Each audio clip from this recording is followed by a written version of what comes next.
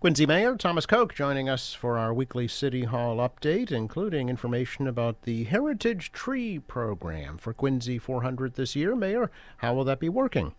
Landscape them and focus with a large specimen tree, probably like 8-inch caliber, and then perhaps use that story or that tree to tell a story, either about that part of the city or a story about someone in the city or one of the immigrant groups of the city, but help us tell the story that we're trying to tell with all the 400 history that we've achieved over the last few 4 centuries. So Dave Murphy's crew's handling that. I know their first one they're tackling is right at Center Street by Bergen Parkway there, the old Lincoln Memorial site, which is unsightly. And this is going to be a nice addition to there. But there's a number of them around the city that we're working with.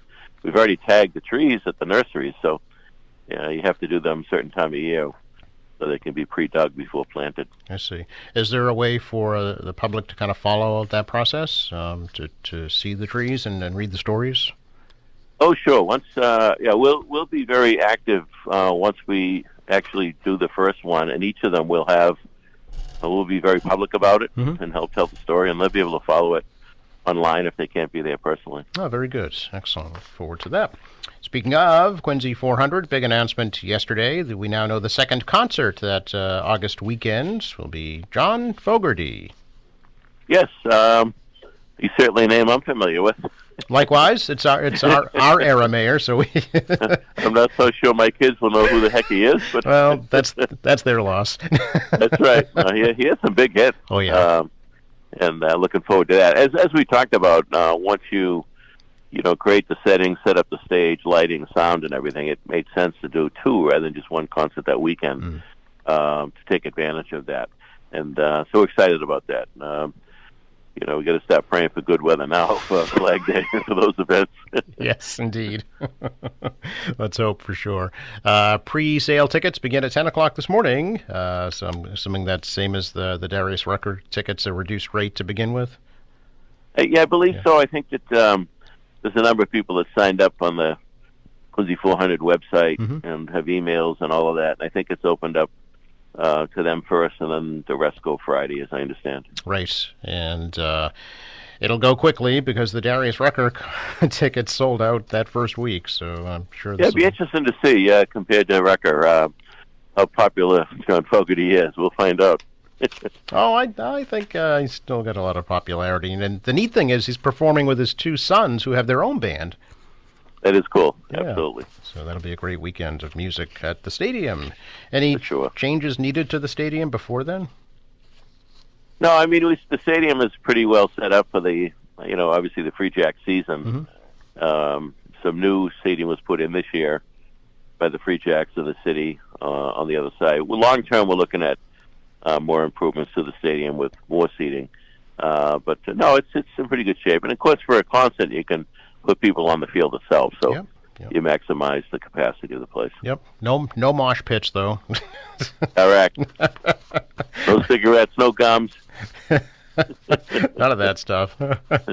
Is there, somebody asked me, is there alcohol being sold at these events? I believe, yes. So the Free Jacks has a license, and I believe that will be the case, yes. Yeah. They'll have a special permit for that, obviously, of course. Yeah. Very good. All right. Looking forward to that. Can we talk a little bit, Mayor, about the City Council Ordinance Committee last night passed 2 new ordinances dealing with the salary issues for the mayor and city councilors. And basically the ordinances set the salary and then the dates for when they'll be adjusted annually, but it removes provisions that called for an independent salary review committee and a public hearing.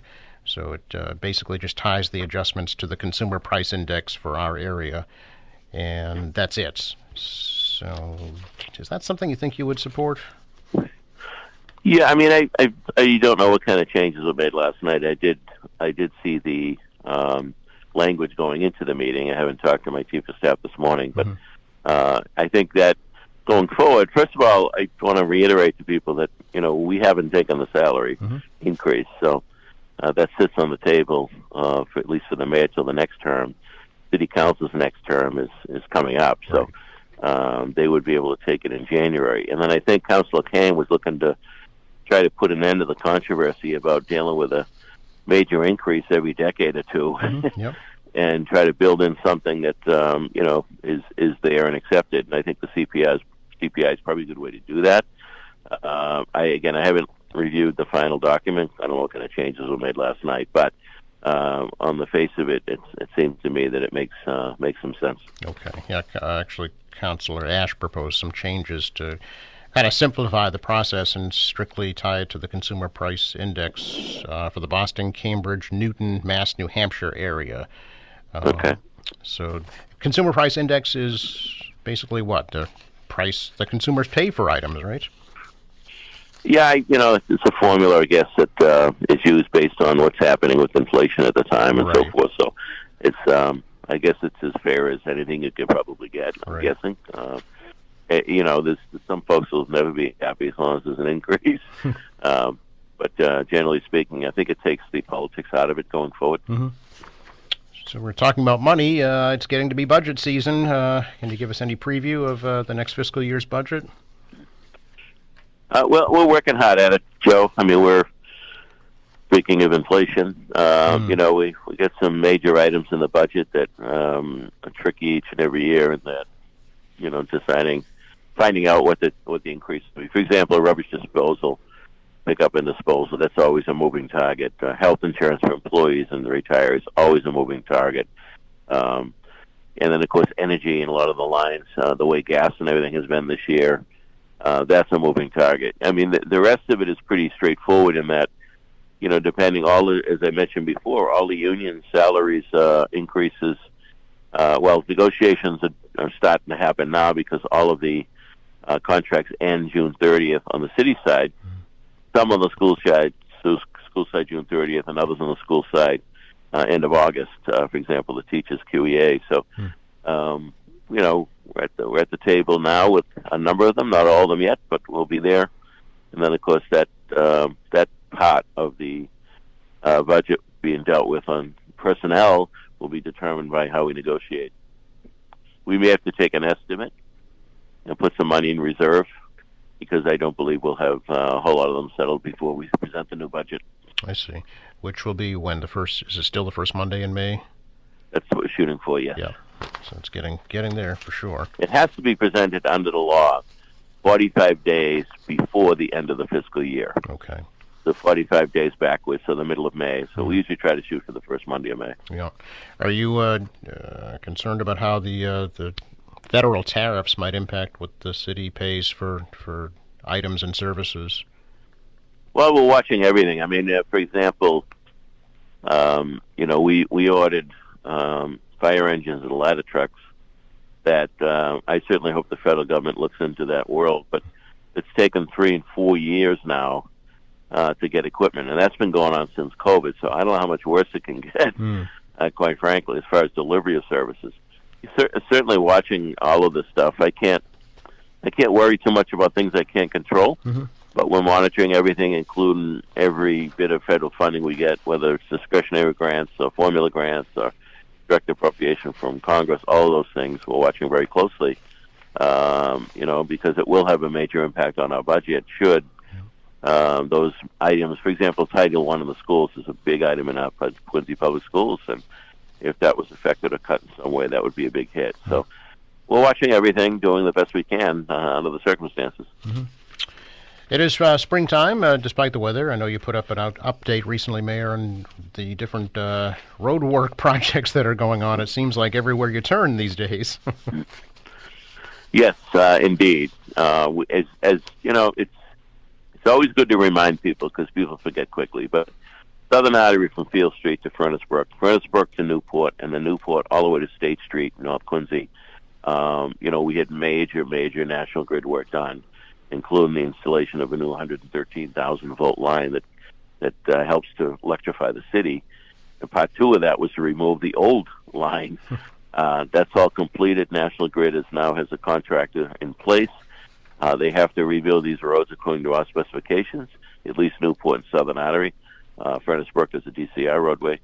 And, that work is now underway. So we're happy to have that finally coming to an end. It's been a few years since we first talked about that project.